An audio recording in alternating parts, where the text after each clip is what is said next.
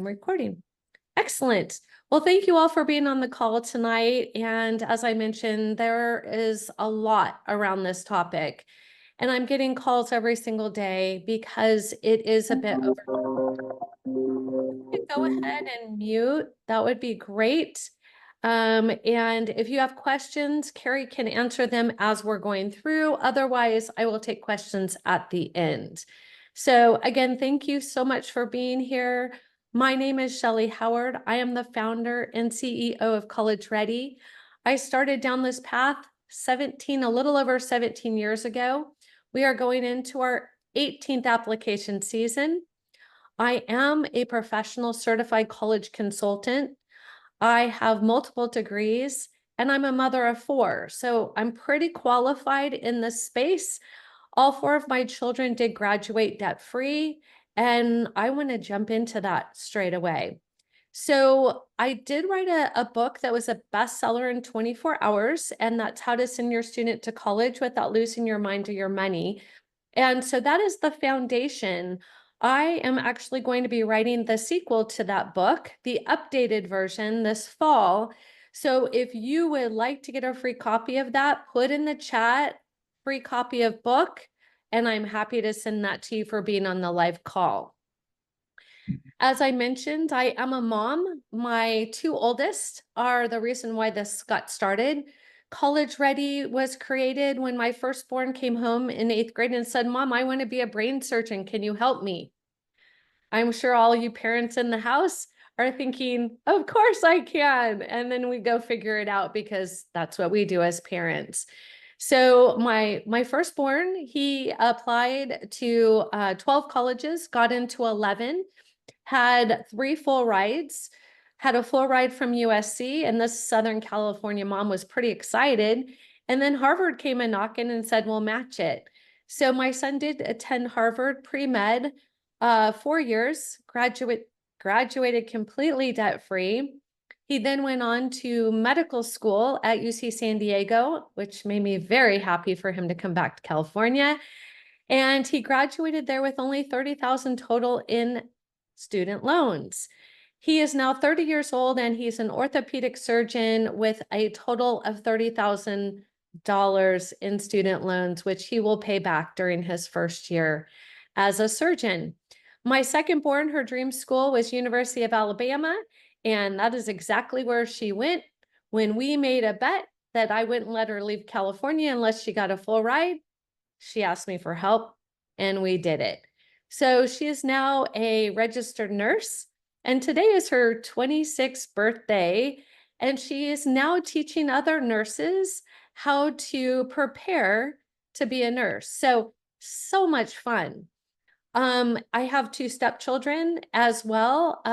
My second son, he graduated this year, a year early, completely debt-free. And my 4th is studying international in the Czech Republic of Prague.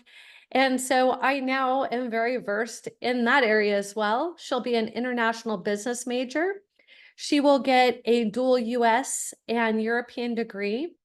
And the total cost of that will be $23,000. So for those of you parents in the house who are like, that sounds pretty good to me, just know that we can help you in all of those areas. So I just put in a new slide because this information was finally tabulated for College Ready. In 2023, we had I think it was 43 students who received over 9 million in scholarships. And here are a few examples. Many people think, oh, that's just a random number. We actually track every single number that we share. So our student Kate got a full tuition to USC. Shervin got a full tuition to Northwestern Posey. Madeline got, she was the big winner this year. Cassandra, Christina, Christina is an interesting story. She wanted to surprise me and she applied to every University of California school and got into every one of them. So she's like a little special interest for most people who are complaining nobody gets into the UCs. She will be attending UCLA over Stanford this year, which I find very fascinating. So Our goal is to help give you, the families, knowledge so you know how to support them to move forward and save yourself from using your retirement. I am not a financial advisor. I do not sell a financial product. All of this information comes from working with students for so many years. We are heavily referral-based company, and that is because we do what we say we're going to do. Every one of our students receives scholarships, and that is a very important foundation and core value to College Ready. So just wanted to let you know, this is how we want to help you. So again, this is not about us. This is about you and you supporting your child. Our goal today, or my goal today, is what colleges are looking for right now and how to stand out. Stand out means get the big money. How to pay less for college so you can save more for retirement. Again, not a financial advisor, but just feel this is what you deserve as a parent who's worked so hard. How to avoid the biggest mistakes other families have made by understanding the process and planning early. So for those of you on the call, we know that all of you are in a good place. It's never too late unless application season is over, and it's never too early. We start working with students as young as 7th and 8th grade. So just know every student grows and changes and develops differently, and that's what we're there to support you. Let's talk about why college. This is the big thing, the big monster in the room right now when I talk to students. And they're debating me, and I love it. I do not have a problem with it at all. If you're on the call, I'm guessing you think college is a pretty good idea, so I'm not going to try to convince you, but I will help you understand how to help your child when they say they want to be an influencer or start their own business or go to trade school or just live with their parents for the rest of their life. Like, these are real stories that I've had on my calls. And the important thing to help them realize is don't wait till after college. Let's do it now. You're like, what are you talking about?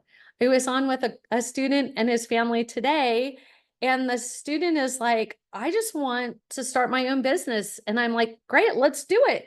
And he's like, I can't do it right now. I'm like, well, why not? And the parents are smiling ear to ear because they know how hard it's going to be to start your own business. And they would love for those little bumps in the road early on so they can support their child. So just know we want every student to get into adulthood without going into massive debt, but with a plan.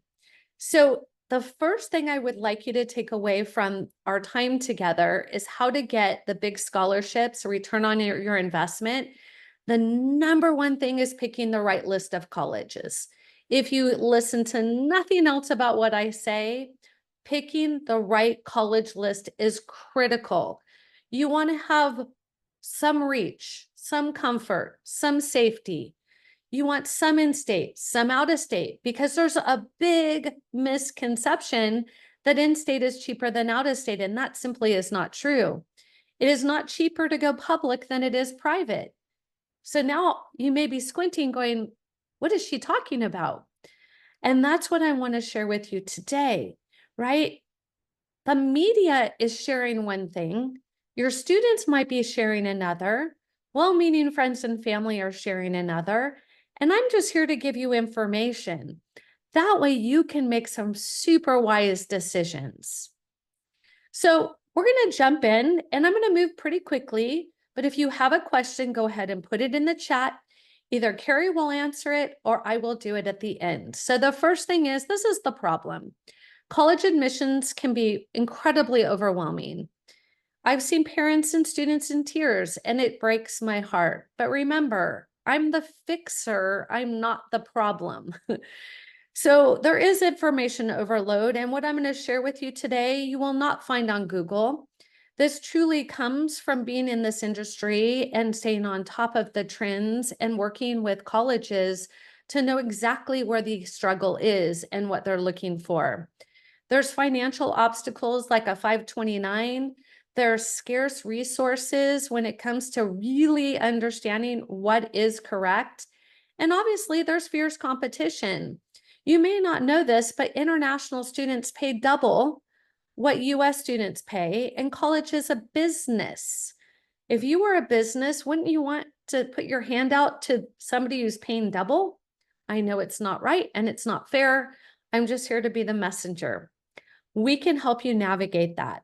So that's what we're going to do. So tonight, I'm going to give you my expert advice. I'm going to help you find ideal colleges, secure the best scholarships to fund their education, and avoid the burnout and college debt.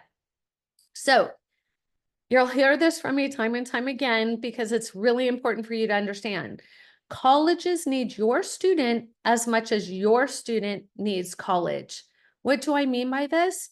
If they didn't have your student, there would not be a need for a college, right?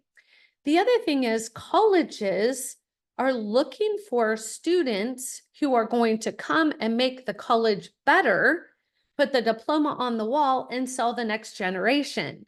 So it is a generational business, and they have plenty of money at most well-known universities. So the business opportunity is pretty huge. So what about, okay, fine, Shellee, but how do I decrease it? I see there's a cost. How do I decrease it? The first thing I want you to think about is college as a business is the same as real estate or buying a car, right? You can walk up to a home and pull out the flyer and say, I will pay this, maybe only in California or some of New York or Boston, but for the rest of the world, probably going to do a little negotiating. Guess what? You can negotiate with colleges. The other thing you want to think about is how am I going to put my student in the best position? Okay. The first thing is you're going to want to make sure they have a strong GPA with rigor. You want to make sure they meet all the A through G requirements, and you want to make sure that they are prepared with the right classes in the right order. Secondly, test scores are not optional. They have never been optional, but it was a really great marketing ploy for colleges to get more kids to apply to college so they each spend $100 more. Test scores are only the second hard fact about your child. So if they don't do a test score, now all the weight will be put on the GPA if they're applying to a state school. So that's kind of frustrating. The third thing is dual enrollment and AP classes. Do you know when your student takes a dual enrollment class, they're actually getting free college credit, right? Nobody talks about that. There are many students in my program who graduate with enough units to start as a sophomore or a junior just by doing it for free in high school. We're talking about decreasing the cost without you spending a dime. Look for colleges with a strong merit scholarship. Remember when I said the number one thing that you must understand is picking the right college? Many colleges are insanely stingy. If a college gets hundreds of thousands of applications, they do not need to give free money away. So if you think that a school is going to give you a ton of free money, I want you to really think about the logic behind that. Choosing a college your student will graduate in 4 years. This was a huge eye-opener on a call yesterday. I was speaking with a family who had no idea that our California state schools are so overburdened that they're capping the units at 16 a semester. If you do the math, there's no way they can graduate in 4 years without summer school and winter session. And the student very loudly said, I am not going to summer school or winter session. So we had to cross some of those schools out. So just know that's counterintuitive. You're thinking that's a 4-year degree. Well, yes, it should be if the school's not overcrowded. The next one, look for out-of-state public colleges or international schools with special pricing. There's a thing called the WUI. I know it sounds really weird, but it is important for you to understand that it will be cheaper for some out-of-state than other out-of-state. Look for private schools that meet 100% of your need. If you are a need-based, a truly needy family, not because you overspend, but because you don't make enough money, and you have no assets, then there are some amazing schools. If you get in, they will pay the rest of the money. So just know, don't get discouraged that you can't afford it, because you really can, but your student has to work hard to get accepted. The number one reasons family go into debt is not having a balanced list and a college plan. So that's what we're going to dive deeper in. What affects college admissions? The number one thing is admissions has changed. Every 4 years, colleges pivot and they say, we're now going to focus on this. So you want to know what they're looking for right now. Number two, grades will always be the number one most important indicator of a student's success. But if the test scores don't match the grades, they're going to think either grade inflation or test anxiety. So number 2 and number 4 are actually bookends. Very, very important. Number 3, a weighted GPA. For those of you families who have not heard, now a weighted GPA is a 5.0. Okay. So you used to think, wait a minute, a 4.0 used to be perfect. No longer is that true, because there's so many more weighted classes. Class rank is critical at some schools, while other schools don't consider it at all. Number 6, extracurricular activities. Colleges are going to ask, what did you do when you're not in school? How many years did you do it? How many months a year and how many hours a week? So if your student is gaming or going to the beach or shopping, whatever their fun is, just know that's not going to help them.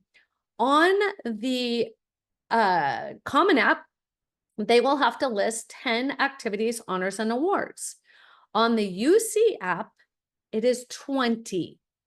So if your child is not doing things outside of school, they are going to be in a massive disadvantage. Colleges are looking for a unique student. They are not looking for a bunch of students who are tutoring or feeding the homeless or checking boxes to just make colleges and parents happy. They're wanting to know who is that student and what matters to them. Parents, please do not write their essays. Colleges know, and they lose the whole uniqueness. Essays are very important, actually critically important. Make sure you're using a professional essay editor, not a high school teacher. Interests, special skills, and passions. This is one of my favorite areas, because our students put together positioning and standout strategies. And what is that? We use their gifts, their talents, their core values, and their advocacy. And what we do is we help them to stand out. So we want you to know that's what colleges are looking for, and we create that for our students. So that's something that you would want to do. Number 10, letters of recommendation. Who you ask, how you ask, and how you follow up are all critical pieces to that puzzle. Diversity and leadership go hand in hand. Colleges are looking for leaders. They're looking for a diverse group, but not by ethnicity. They're looking for business majors. They're looking for art majors. They're looking for different types of students. A college cannot be all of the same major. College interviews are so important if a student is offered one.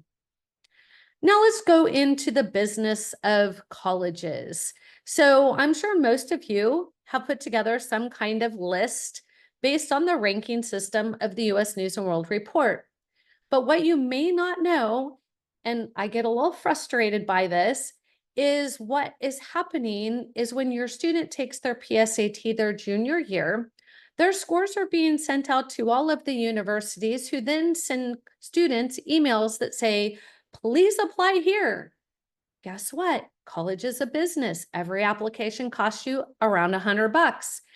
And if your student has a 2.5 GPA and Harvard asked them to fill out their application, that is just to protect their yield, which means the more people who apply for a school and don't get in, now they are considered a higher ranking school. So just know, be mindful that that is a business ploy. Really, the most important person in this process is the strategic enrollment manager. They're the person behind the scenes at the universities who are putting the class together. They're balancing ethnicity, diversity, leadership. They're balancing athletes and VAPA. This person is in charge of it all. Let's talk about Marcus, right? Everybody's like, can you just kind of put this in context, Shellee? Because I'm not really following you about this whole standout strategy and how to find the right school. So Marcus came to us. He was a high school freshman and his dream school was UCLA. He had a 4.1 GPA and he wanted to go into engineering. So what we did is we reached out to the admissions department. We found out that Marcus really loved to play the guitar casually, but he would be willing to learn how to play the bassoon because that's what the music department was interested in. So he picked up the bassoon, Marcus got accepted, and he received a $24,000 free gift. Is a great GPA and test score good enough? This is a really hard one for parents to understand because back in the day, it was. A good GPA and a test score is all you needed. And internationally, that's all you needed on top of class ranking.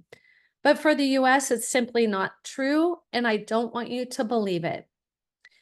Application essays are very important to this piece because colleges need to understand what were the extracurriculars, the passions, the talents, the leadership, the community service, their geography, what's important to them.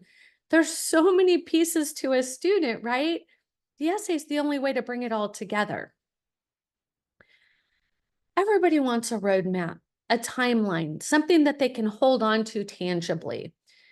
This is the best I can do because your child may be different than somebody else's child. And I want to give you an example. I had a freshman that started last year, and she was very, very intellectual.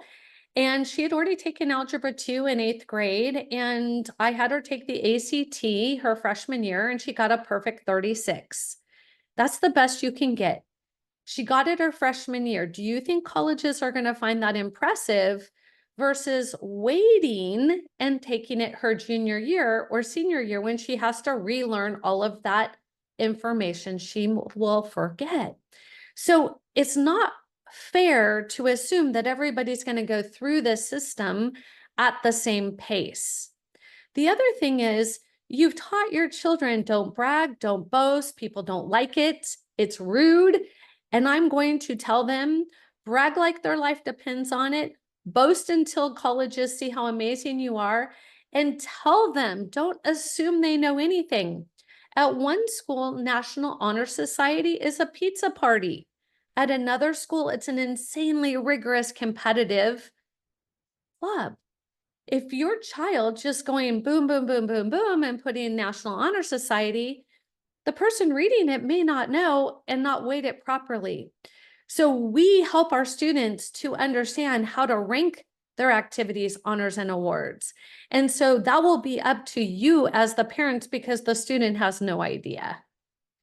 Here's some most frequently asked questions, and I can see that people are starting to leave questions, so that's exciting. My student doesn't know what they want to do or major in. Is community college a better option? If they want to go to community college outside of California, it's a viable option. Inside California, unfortunately, our state schools are so overcrowded that they're stealing community college classes from the students who are going to community college. There's only a 6% chance for those students to go on and get a 4-year degree.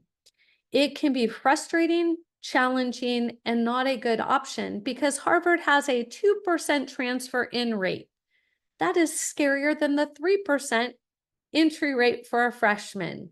So be mindful, it's not like it used to be. Are Ivy League schools the best option? If your student wants to go to an Ivy League school because it will set them up for their future, yes.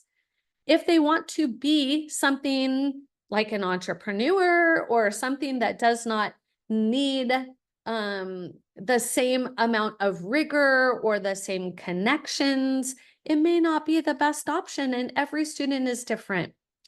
Is a more expensive college going to ensure that my student gets a better job? Absolutely not. What if the career my student has chosen to pursue will not make enough to cover their debt? We want them to know that before they apply to that school. That's the point of having a plan. All of our students start with a series of fun assessments, but that's not where it ends. We meet, and this could be you, the parent, we meet with them and we help them understand. If you're good at this, here are careers that would be good. And then we could show them how much money they'll make, what kind of education they'll need, how much schooling, what will the cost be, and ultimately, how much money they will make when they graduate from college. And finally, if a robot will be doing it in 5 years. This is honestly the first generation that we've had to get down into the weeds of the robot and AI. Finally, you may even be asking yourself, why should I send my student to college if I've done fine without a college degree? And statistically, there's plenty of evidence that shows that they just make more money. That may not be the case in your family, but for the majority of the population, statistically, they are put in a better position. Again, that's not my opinion. I'm not here to share my opinion. I'm just here to share the facts. Here are 8 ways to assure that your student gets an affordable degree. Number 1, take the most challenging classes and get an A. Okay, that doesn't mean take all easy classes and get all A's. Right? Number 2, have a strategic testing plan. When will they take the test? What score do they need? How many times will they take it? What part of the year they will take it and what location they will take it all has a play on how well they'll do. Even how they test prep. Number 3, test prep and score will well on the PSAT. If your student does really well on the PSAT their junior year, they can earn a free education. That's free. That is something that is available to all students. Number 4, take AP, honors, IB, or dual enrollment classes and earn strong grades. It's important that they challenge themselves. Number 5, have a strategy or plan as to which colleges you will apply. Number 6, plan your college search using the proper tools. Do not use US News and World Report. Number 7, look for colleges with strong financial packages and track and record. They have a track record of this is how much money they've given out year upon year upon year. We know the most generous colleges. That's where you want to apply. Leverage your financial awards. So in other words, make sure you're doing financial negotiations. Make sure you're ready for your student to be able to get off the wait list. Make sure that you're ready with your FAFSA, your CSS profile, and I'll get into that in just a little bit. What you can do, what we do to help your family. So this is what you can do, the parent. Okay, that's the goal of my time with you tonight, is helping you to know how you can help your child because they're not going to get this help from their school. I have not met a high school that cares about your finances. They care about your students good at math, go to MIT, and good luck. I care about your finances. So first thing you need to do, assess your family finances. Understand what your student aid index is and how much colleges think you should be able to afford. Now, keep in mind, I've never had a family that I run this for that is like, yes, I can't wait to pay that. But we have ways of lowering your student aid index. And it's legal and it's ethical. It's just like knowledge, right? You can do your own taxes or you pay a CPA and they save you tons of money. Same kind of concept. Next one, decide whether the student's desired college is a want or a need. Is UC Santa Barbara to live close to the beach, or is it because that really has their best major and their best success story in front of them? Determine if the major they will pick will pay for their wants and needs after they graduate. Had a great student who wanted to be a botanist. Parents were having a really hard time with it until we figured out if they, what they really wanted, what she really wanted was to save the environment. And so running multiple nurseries actually would save the environment a lot better than planting one plant at a time. So we were able to help the student figure out a different approach. Note the graduation rate at colleges your student is considering.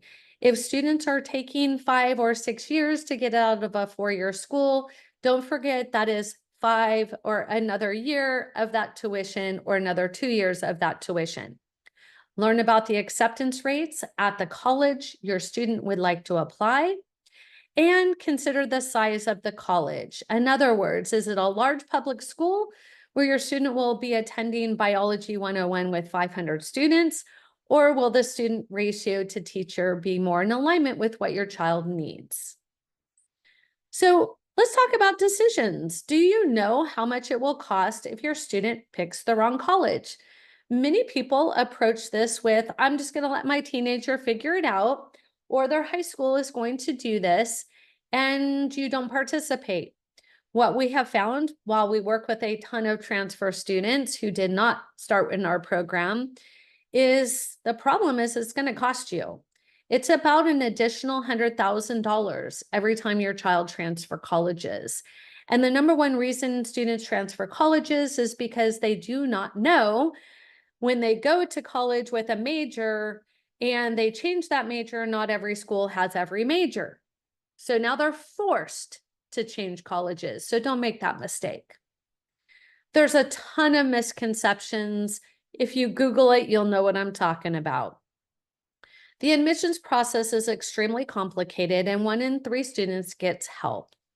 So I'm going to dive into a big portion of why you're here tonight. How do we maximize free money, right? That's what we all want to know. There's need-based, there's merit-based, and there's institutional-based. Our clients go after all 3 buckets. So it is up to you about how you're going to approach this. So the first thing is, these are common misconceptions. My income is too high. That is strictly not true. We have millionaires in our program, and we have need-based. The child's grades are too low. That is not true unless they're under a 2.0, and then it is true. We own a home. Congratulations. That will not hurt you. 8 is only for special groups. Simply not true. It's not that hard to apply, so I'm going to just do it myself. And I tried that, and it is hard. High school advisors are going to do all of this. Well, has your high school advisor asked you anything about your family finances? Enough said. Here are some secrets on how to get scholarships. The number one is, the reality is most Fulbright scholarships come from the colleges themselves or an athletic D1 award. If your student is being sought after by a D1 school, you will know by the time they are a sophomore or at the latest a junior. If you're a senior and you're not getting, please come here, then that is probably a good indicator that is not going to happen. We do work with scholar athletes, and I was one, and my 2 oldest children were scholar athletes as well. So it is like applying twice to college, but we can leverage both sides. It's a whole strategy. Secret number 2, private scholarships are available to everyone. That is true. There are scholarships for the color of their eyes. Just know, be careful, right? Because your teenager is going to give them way too much information. So help your teenager understand what is off limits to share with people you don't know. There are legitimate websites to help with your college scholarship search, and we can help you with that. There's also some scary monsters out there, so beware who you give your information to. Look for scholarships from your employer, credit unions, department stores. My son won an awesome scholarship from Nordstrom. Probably didn't balance out what I spent there, but it still was pretty amazing. And your high school PTA. These are going to be more of the smaller scholarships. Secret number 5, there are no tricks, but there is just good old hard work. Number 6, passion equals scholarships. I talked about my passion is to help to bring out passion of students. That is what equals scholarships. And you know what? It's fun to do. Your child will enjoy it and they'll receive money for it. Consider your background. Are you a Native American? Are you a first generation? This is all very important.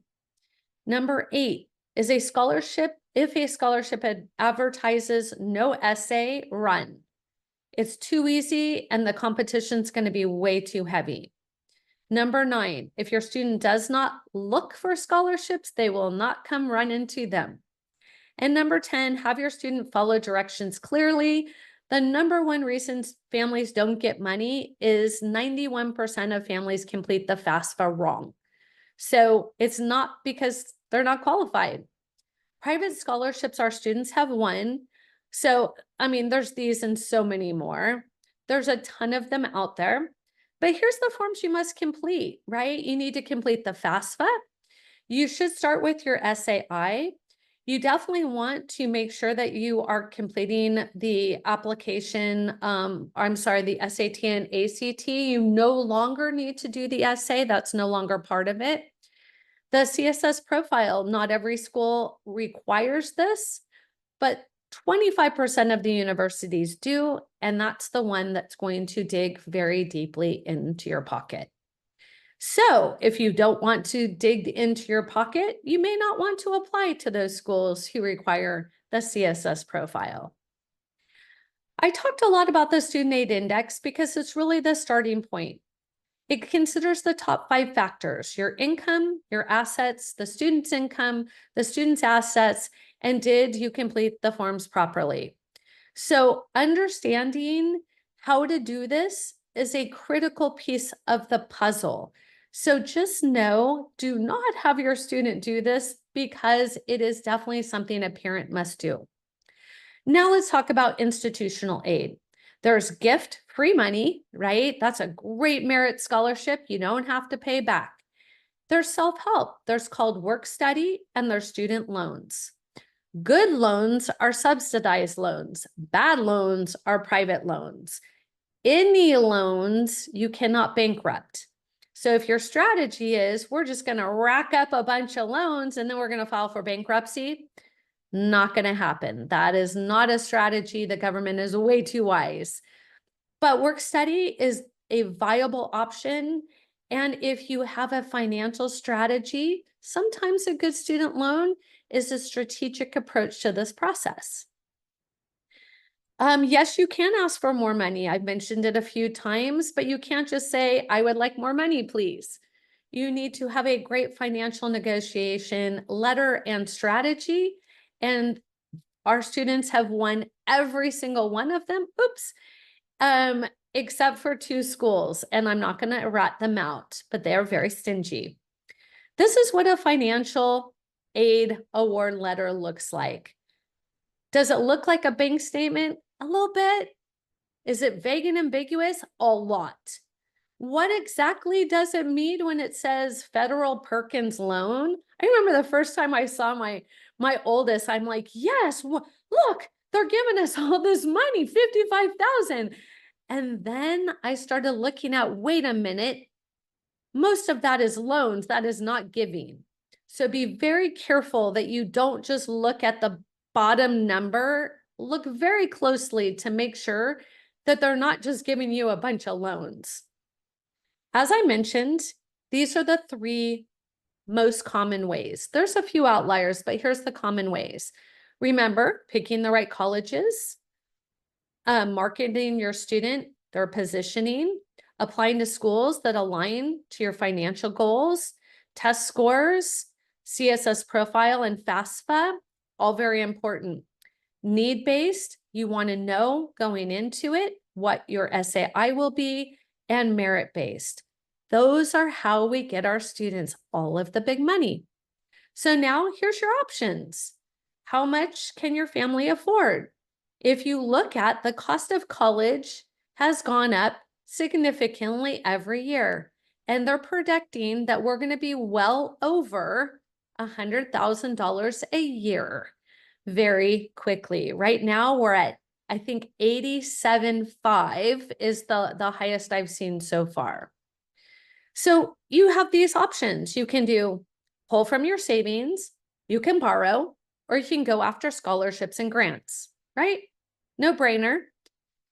But it's interesting when you think about if you've saved all this money and other people who haven't saved money are going to get money, I hope you're scratching your head going, that is so not fair, because that's how I felt. I had saved $250,000 in a 529 plan until I found out that that's the first money they were going to take from me before they gave us any scholarship money. Again, I don't sell a plan. I just want you to know, ask questions, do your due diligence. The 529 almost cost my son a full ride at Harvard. Hey, Then, Shellee, yes, really quick. Someone just said, you said parents need to do what and not let the students do it.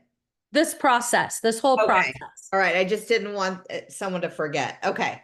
Yes. Sorry. Anything that has to do with your money, parents, Got I it. want you involved. I do not want you to let your 17-year-old sign your checkbook without you knowing where that money is going and coming from. That is why I'm saying I have so many well-meaning parents who say, I'm just going to let my child do it. It's time for them to adult. And they're, if they take loans, that's their problem. Well, guess what? They can't take loans. You have to co-sign. They have no assets. Without you, they can't get a loan. So it really is your money, and I care about your money. So again, these are the things we need to think before you apply to college. All right, let's keep moving. So it's just as important to think about how you are going to pay as much as how much you will pay. If you use a traditional 529 plan, make sure it's a good plan for your family. You definitely don't want to use your savings. You definitely don't want to use whole life insurance. You definitely don't want to use your retirement. And you definitely don't want to use private loans, right? These are all things that I don't want for you. So here's your options. You can be in denial. I did that for a little bit. And then you can put your head in the sand. And I tried that for a little bit. And then you can do it yourself. And honestly, that's when I knew I was way over my head. And I went back to school and I spent 30 hours a week for 4 years helping my child navigate this process. I became an independent certified college consultant, started touring 25 colleges a semester, and now I'm a college consultant. I love what I do. I'm very fortunate. I get to hang out with teenagers all day long and help their parents navigate the process. But use experts. If it's not us, use a CPA that you trust. Use somebody who understands the FAFSA and what they look at and what they don't look at and how to lower your student aid index. All of these things are put into place. You just don't know they exist.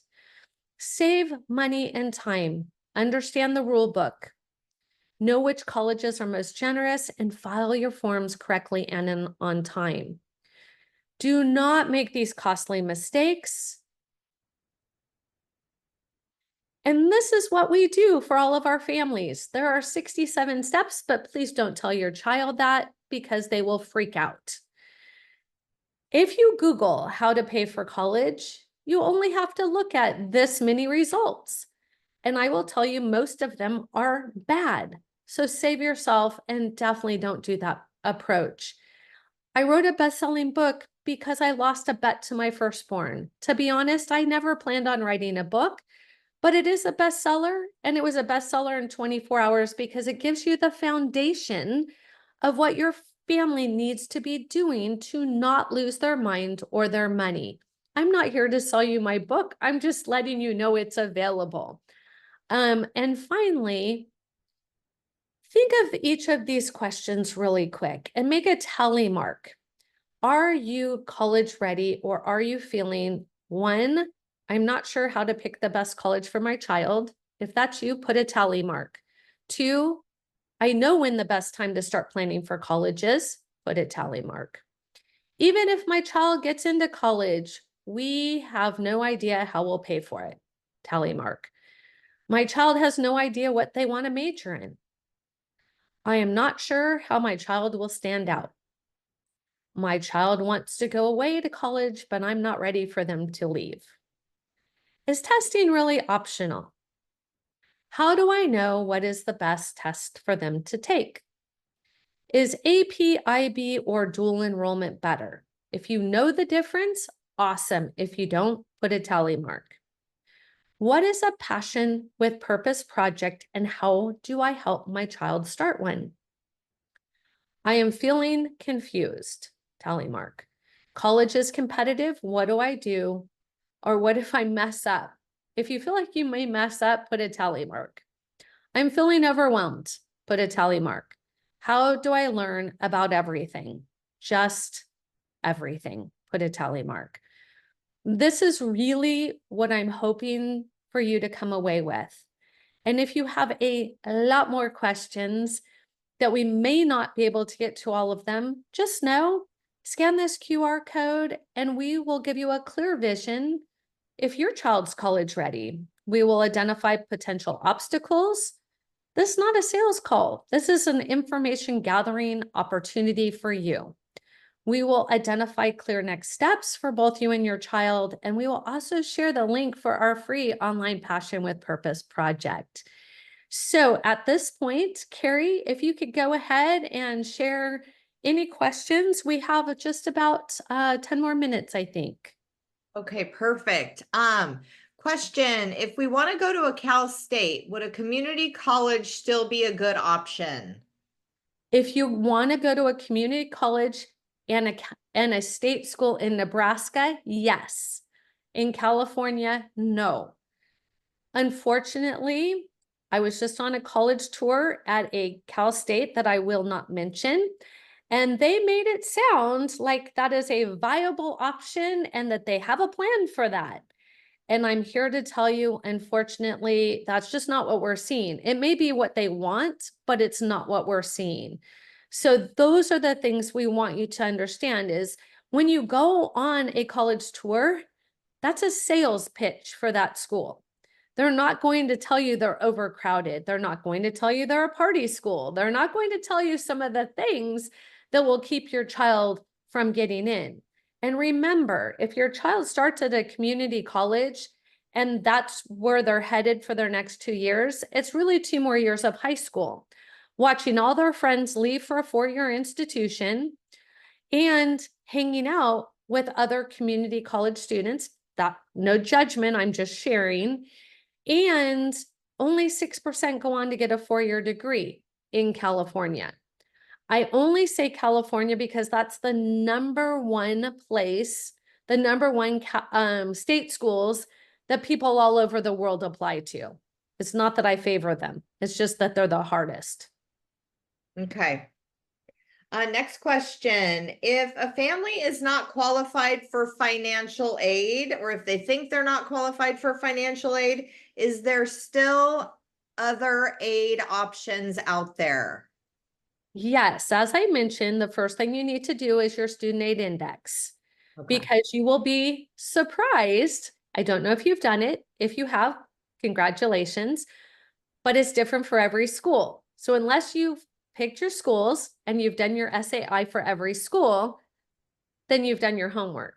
But if you haven't, just know you're not even close yet. So the first thing you need to do is look at how much each school thinks you should be able to apply, and it's not your income. You can, like I said, I have multimillionaires whose kids are still getting great opportunities. My kids got a full ride and I definitely make more than the need base. So please know that's only one of the factors. What I will tell you is get every dime out of your child's name because that's going to be factored against you at 50% versus 25%. So that is massively important. But remember, I told you there's buckets. There's merit aid, there's independent scholarships, and there's need. Just because you can't get the need money, well, and there's athletic too, and VAPA. I mean, there's lots of other ways, but please know that there's lots of other ways, but you also want to know, can I lower my student aid index and get my financial house in order? Speaking of that, another bonus for you on the call is the FAFSA will open October 1st. and it will look at the second semester of your sophomore year and the first semester of your junior year. It is called a prior year look back. So if you made a lot of money 2 years ago, you may want to do a financial negotiation. Just a little bit of free information. Go ahead, Carrie. So is it best not to put money into a 529? That is definitely not what I'm saying. I want to be very clear. I am not a financial advisor. Do not go dump your 529. What I'm trying to help families understand, which I didn't know, is when I started saving money when my child was a newborn, that is the only vehicle that the government gives to new financial advisors when they get their financial license. So if you are working with a financial advisor, that may be the only thing they know. And I would tell you that to a lot of financial advisors. They're just like every other industry. They have their specialty. I have a team of financial strategists that I refer my clients to that have so many techniques. I had some very creative, legal, ethical things presented to me that blew my mind. So just be careful. The 529 is just the easy thing, right? It's not that it's the best thing or the wrong thing. It's just, I don't know your financial situation. And that's why I'm saying, if you have that question, you are a perfect candidate for us to talk to, because I can show you your student aid index, and then I can show you, here's why. And you're like, oh, and then I can show you, this is what the FAFSA looks at. You might want to make some decisions about this opportunity. And I'm not going to sell you on that because I don't sell anything regarding financials, but I have some great resources. Okay, so any 529 questions, they should make an appointment with us. Absolutely, because there's no one answer for the 529. Every answer is unique. Okay, because there's a couple other questions here. One is asking if it's a student asset. Okay, so any of you that have those questions, you should probably scan the QR code. Yep. And it's a complimentary half-hour meeting. Yeah. Let's see here. What do you mean by first generation? So if neither of the parents went to a four-year university, your student is a first generation to go to college. They get a special looking at because colleges are trying to help change the trajectory of that family. There are many scholarships that we have up our sleeve for those students. Okay. How is the class rank calculated? So if your school ranks, not all high schools do, they are the ones who calculate it. So it's not something I can do for you. It depends on the other students at your school. So if you're at a very competitive school with amazing, brilliant students, your student could be brilliant and amazing, but not as brilliant and amazing as others. So all you have to do is ask your administration or look on your official transcript, and it will give you the ranking. Or give it to me and I can tell you in a hot second. Okay. Let's see. You said we need to use a 5.0 scale. Can you provide a link for how to calculate your GPA? Depends what school that you're applying to. I'm so sorry. I wish I had a better solution than that. That's why people hire college consultants, right? The problem is the UCs are going to calculate it different than Stanford.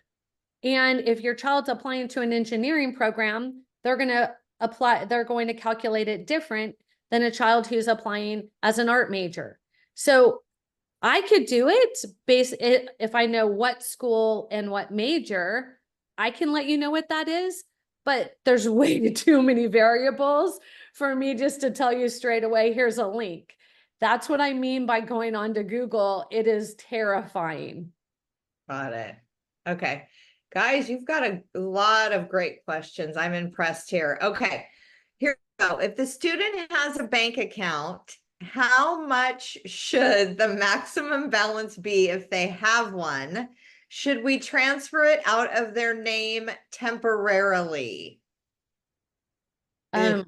So again, the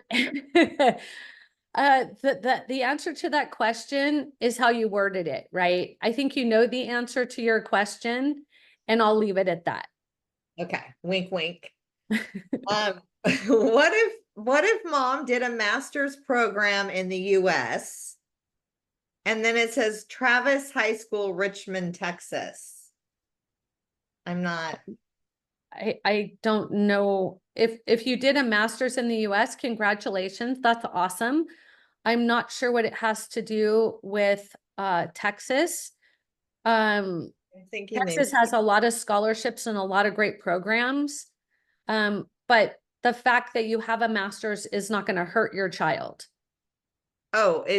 She's saying, can it be considered as first generation? Probably not. No, Right? no. Okay. All right. Let's see. This one looks like a long one. All right. We just toured a small liberal arts college yesterday with my son, who is a rising 11th grader. That's so exciting. They said the tuition was about $73K, where 99% of students receive some form of financial assistance, and the average financial assistance from the college was $45,000. That is not from FAFSA, not need-based financial aid. They had an alumnus leave $150 million to the school at his death. So their endowment is huge now. Is the 45,000 assistance average normal? So there is no normal. And again, they're selling you on that college tour. So what they're trying to say is apply here and see if you're going to get some of that. That's what they're trying to explain to you. So that one school, if it's a good academic fit, social fit, and financial fit, absolutely apply there. But have a strategy of all the other schools you're going to apply to as well. Definitely just don't apply to that one school. That's very dangerous. Yeah, but we don't even know if that would be a good fit on a balanced college list. Yeah. Right. Okay. I don't know that. Okay, we hope that answered that question, David. Okay, perfect. Let me see. I think we might be good. Does anyone else have any questions? That is perfect timing. I We know. are spot on time. So thank you all for being on the call. If you need any other support, Carrie and I are here for you. There's And one more, Shell. Do we have time for one more? okay, I'll do a bonus one. Okay, how many schools should students apply to? On average, a good amount is for reach, for comfort, for safety. If you do it well, they'll get into 9. If you do that well, they'll be able to do some financial negotiations. And that is the ultimate strategy.